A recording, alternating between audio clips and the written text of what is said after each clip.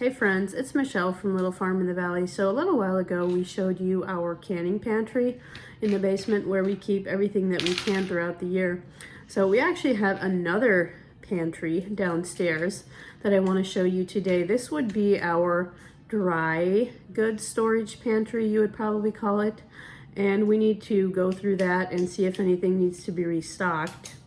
So today I will show you our dry storage pantry. So this is our canning pantry that we did a video on a while ago.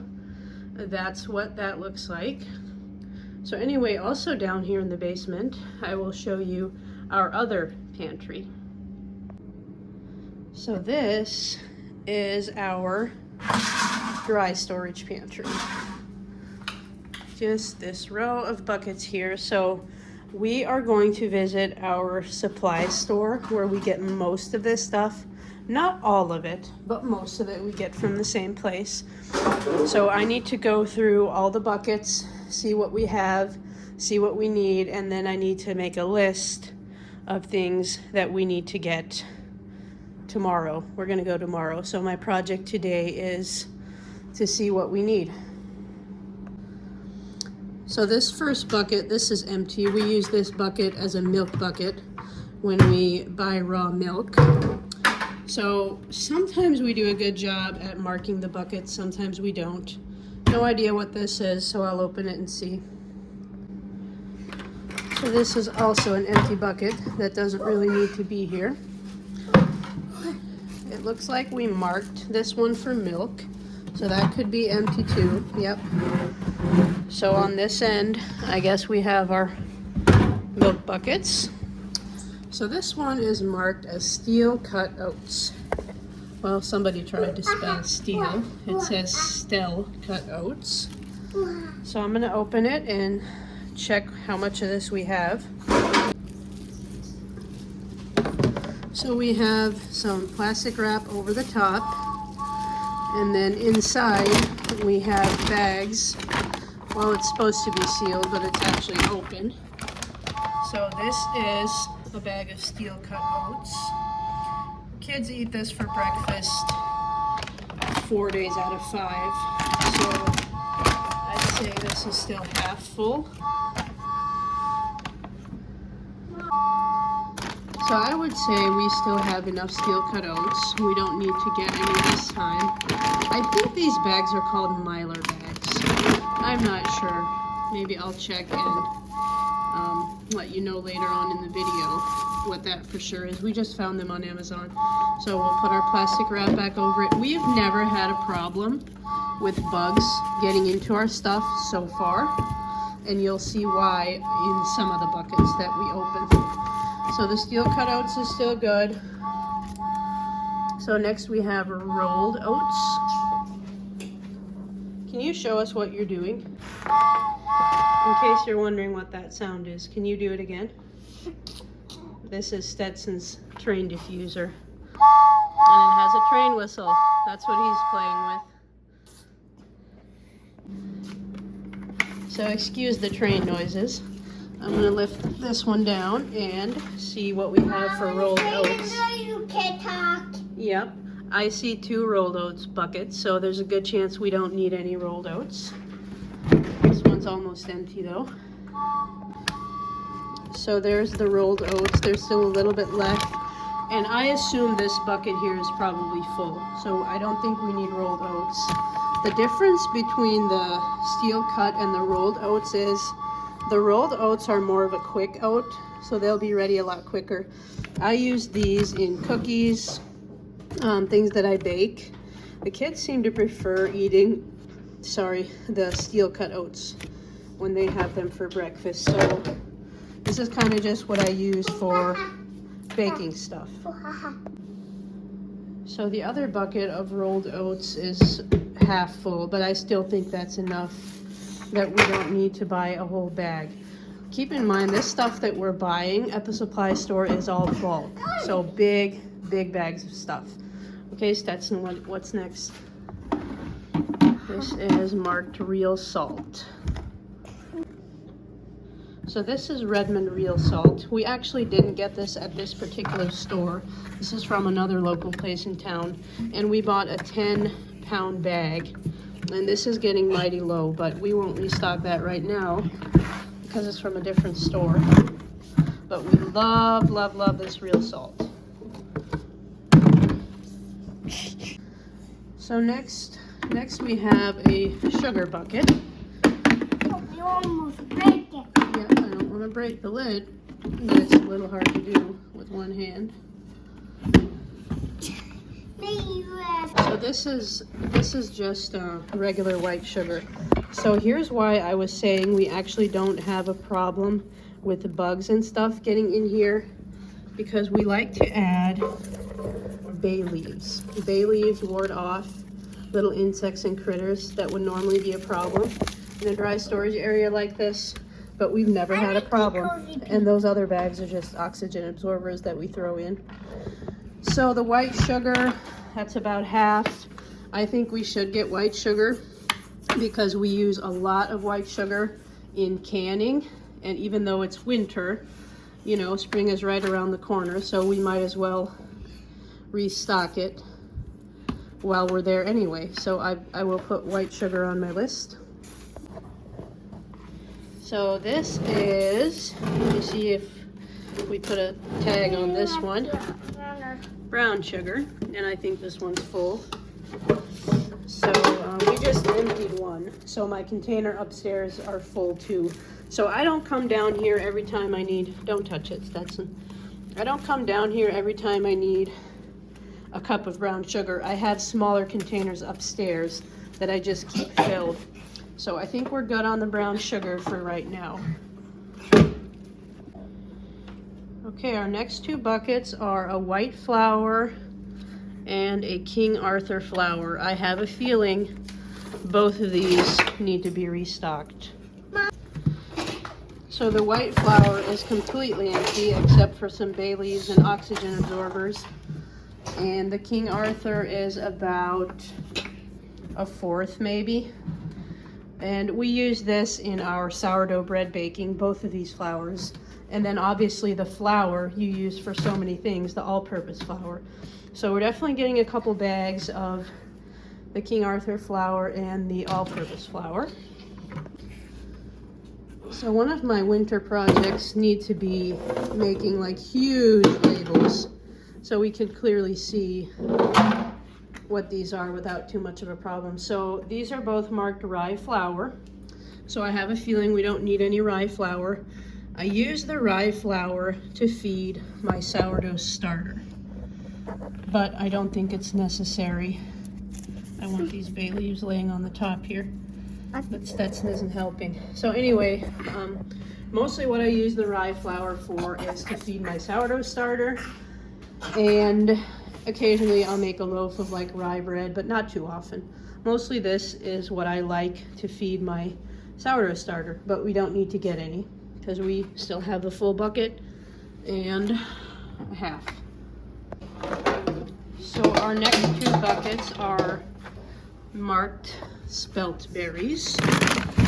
So spelt is a grain that you can grind into a flour. This is, it looks kind of like a whole wheat berry. So this one is This one we can feed us. No, this is not horse food. This is for making bread.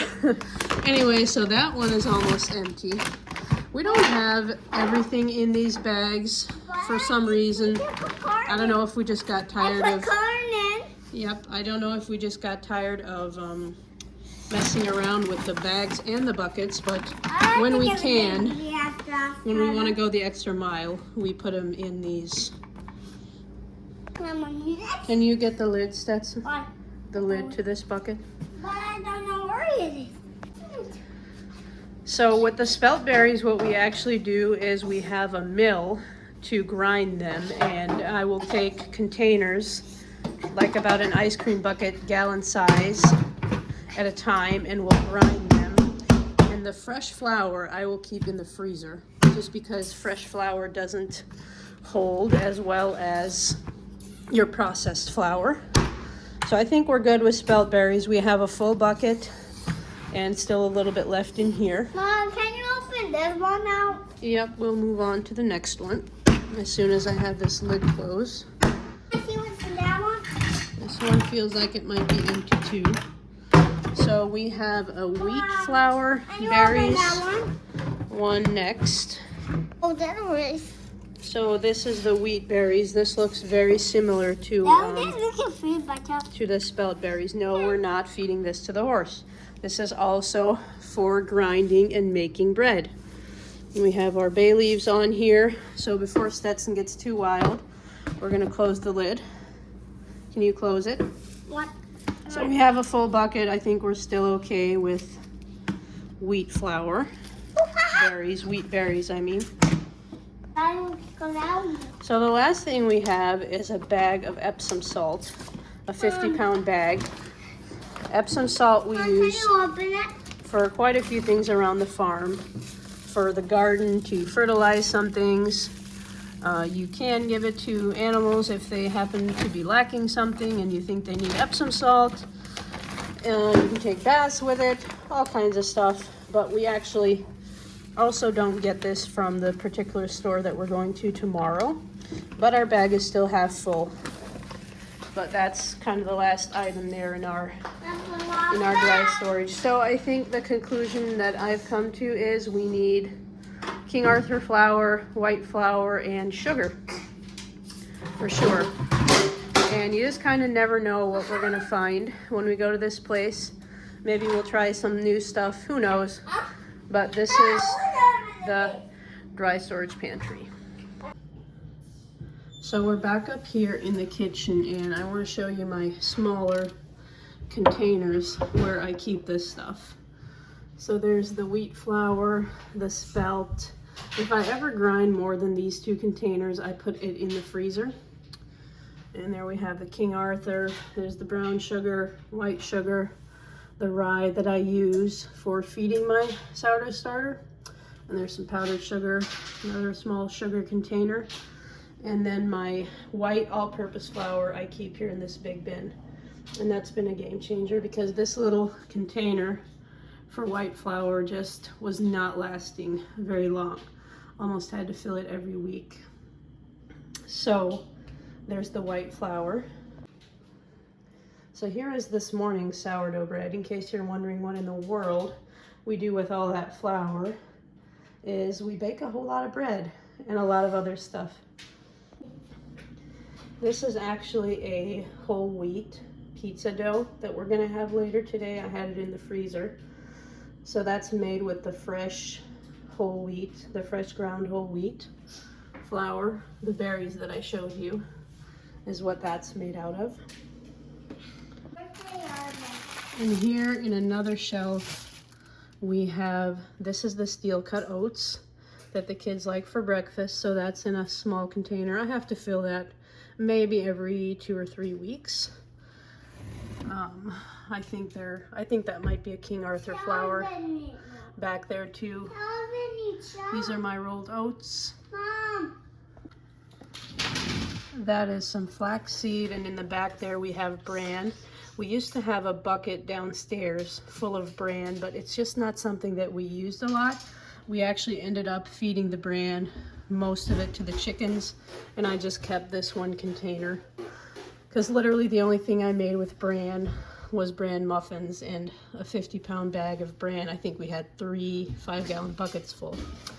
So that's the smaller containers here upstairs that I keep all this stuff in.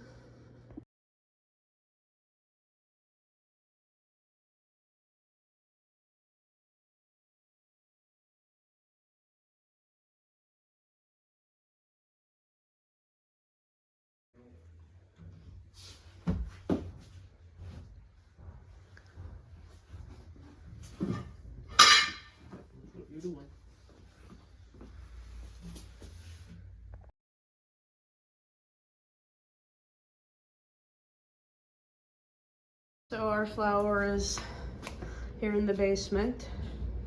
I don't know how it's possible, but they didn't have the white all-purpose flour. So we actually ended up getting 3 bags of the King Arthur bread flour. I was gonna get like 2 bags of this and 2 bags of white, like all-purpose, but they were out of all-purpose, so instead we got 3 bags of this, and then of course our sugar.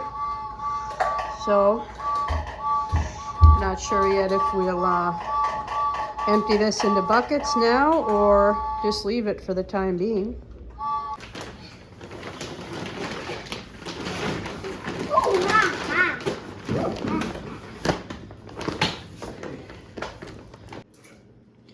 So for now, they're just gonna wait until we have an empty bucket. I might make room and even put them in the deep freezers, just so they keep a little bit better. But as much bread and stuff as we make, I doubt they'll last very long. So anyway, that was a small glimpse into our dry canning storage. Thank you guys for watching. If you enjoyed this video, as always, don't forget to like, share, and subscribe so you never miss a video. And we will talk to you soon.